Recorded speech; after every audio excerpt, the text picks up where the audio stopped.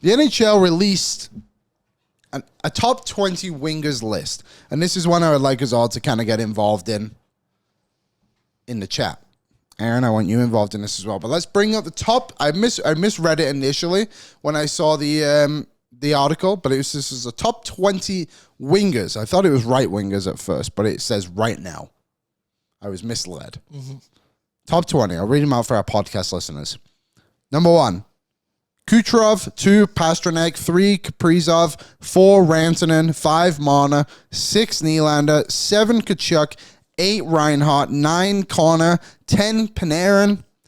11, Gensel. 12, Bratt. 13, Hagel. 14, Brady Tkachuk. 15, Clayton Keller. 16, Jason Robertson. 17, Ovechkin. 18, Forsberg. 19, Boldy.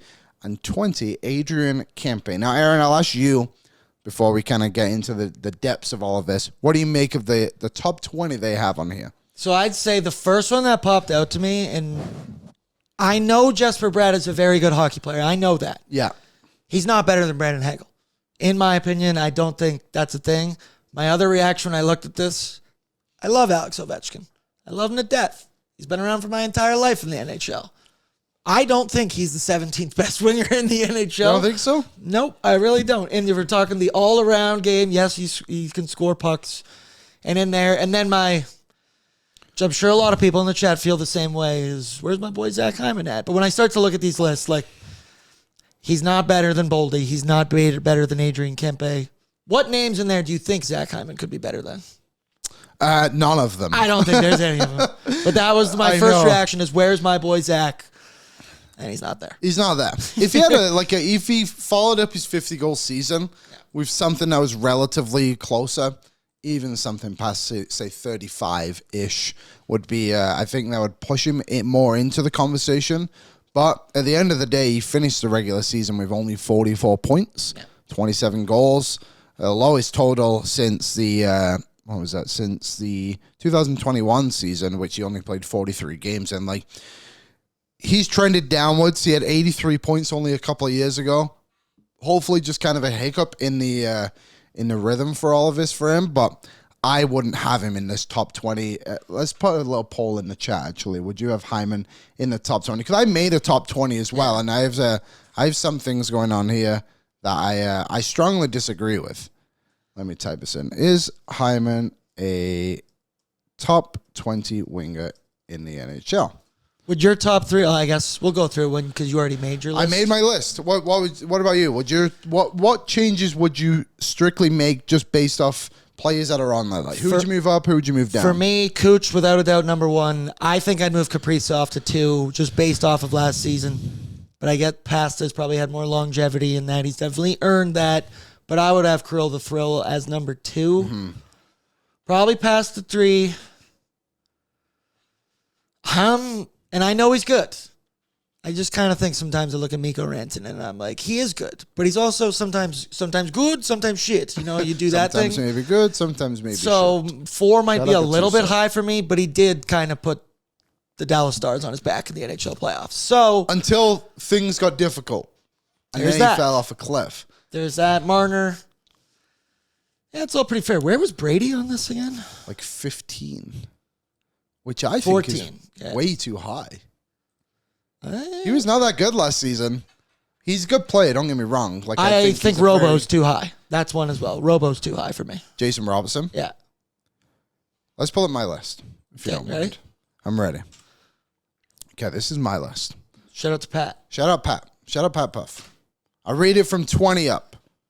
Kirill Marchenko, Jason Robertson, Mark Stone, Matt Boldy, Jesper Bratt, Alex Ovechkin, Clayton Keller, Brandon Hagel, Adrian Kempe, Jake Gensel, Kyle Connor, Artemi Panarin, Mitch Marner, Mikko Rantanen, Sam Reinhart, Matthew Tkachuk, William Nylander, top 3 now, Kirill Kaprizov, David Pastrnak, and Nikita Kucherov. Thoughts, Aaron?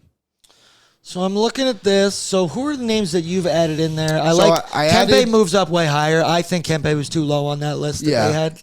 I honestly, when I first saw the list, I was like, I think Kempe might be a top 10 winger. But then I did like a little bit of research. Like, Connor was a 90-point player. Panarin's been a consistent like offensive threat. Marner at 100 points. As much as I like think Mikko Rantanen is overrated, I would probably still take him on my team over an Adrian Kempe, and that's try out to base it. Jake Gensel just quietly always a stud, and he's similar to Kempe. I don't think there's like a big difference between the two, but Gensel had 40 goals last season. I like this, and then you got Matthew Tkachuk at 5. Which, like, again, everyone can talk online. Well, he didn't do anything last year. We fully well know what Matthew Tkachuk is capable of. I think that's a fair spot to put him in. I took Brady Tkachuk out of my list. I would probably have him at, like, 21, 22, 23, like, just outside for sure. But he really fell off last season. He only had 55 points.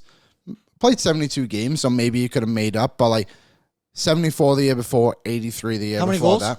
He had 29 goals. Impressive season. Somewhat similar to Zach Hyman in a way. He just banged home a few more assists. He was good in the playoffs, and his whole style is, like, fantastic. Don't get me wrong. I really do like Brady Tkachuk, but I don't know. If I was picking a team, I based off, like, players I would want in the lineup next season, I think I would take pretty much every single one of these guys. Like, this conversation for how close all these categories can be. Like, I would have top 3 is kind of its own group. I would say 4 to 10 is probably a group. Then I'll go 11 through to 14, and then the rest is kind of like a bit of a jumble. I also put Mark Stone in my top 20 list as well. I think we all just hate him as Oilers fans, but he's also still like consistently a fantastic player, both ends of the ice, point per game player for like 3 or 4 years in a row, or just right around that mark as well. Matt Boldy is a guy who's going to climb up this list.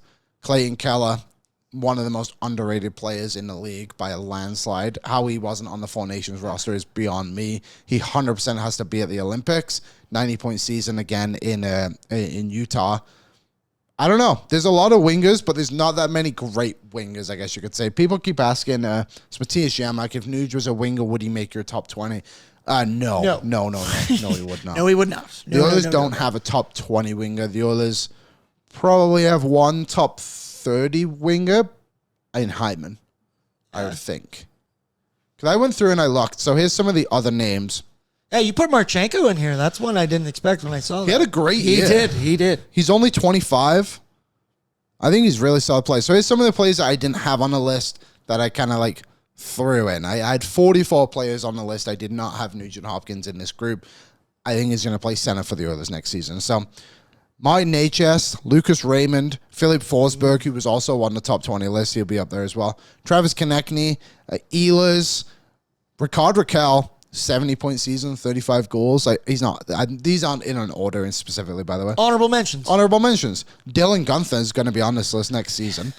Jordan Kyrou, strong season. Cole Caulfield, 37 goals. DeBrincat, 39. Drake Batherson had a decent year. Holloway was pretty good. Tom Wilson, always in kind of the conversation. Obviously, Brady Tkachuk. Pavel Buchnevich fell off a little bit. He only had 20 goals last season. Matthew Knives, like 29 goals. That was great. Fiala, 35. Pavel Dorofeev wouldn't be on my list, but again, 35 goals. And obviously Zach Hyman as well. The list kind of runs thin, I guess you could say. Patrick Casper said Mitch Marner at 8 is weird to me. Yeah, he had a 100-point season. For me, I look at it and I'm like, I really like Sam Reinhart in the way he scores so many goals. He scores clutch goals quite often. Kachuk, very unique player. I don't think he was any better than William Nylander, to be honest. I don't know. I tried to include a little bit of playoffs in this as well when I was putting it through, and that's probably why even Adrian Kempe, I think a lot of Oilers fans, if you try and be neutral about it, be like, that guy kind of dominates the Oilers pretty consistently. We know firsthand how good that dude is, specifically in the NHL playoffs in the biggest moments. He's a very underrated player, too. The fact he was 20 on the original list, I think, says a lot. Jason Robertson, you guys kind of know how I feel about him and his playoff performances as well. I'm not a big fan of Jason Robertson, but I also respect the fact he puts up like 90 points every year.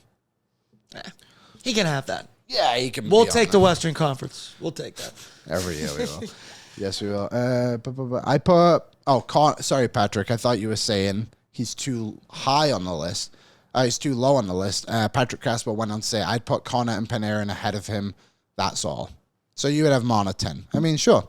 I just kind of broke it down into those categories a little bit too of like, these guys would go here, these guys would go there. I do think there's an interesting conversation for Kaprizov and Pastrnak as well. I think Kirill Kaprizov, again, wins the MVP in October, November, December. And I was going to say, he's just got to find a way to stay healthy and keep that going for 82 games. And I think he can grab hold of that number 2 slot. Kuch owns 1. Fair enough. Kaprizov has only played 319 games in the NHL and has 386 points. Is that good? It's pretty good. It's pretty good. What's up, Nation citizens? If you like that video, then you need to be subscribed to the Oilers Nation YouTube. Podcasts, live shows, exclusive interviews, and analysis. Everything you need from your favorite voices at Oilers Nation. And you don't want to miss any of it, so hammer that subscribe button.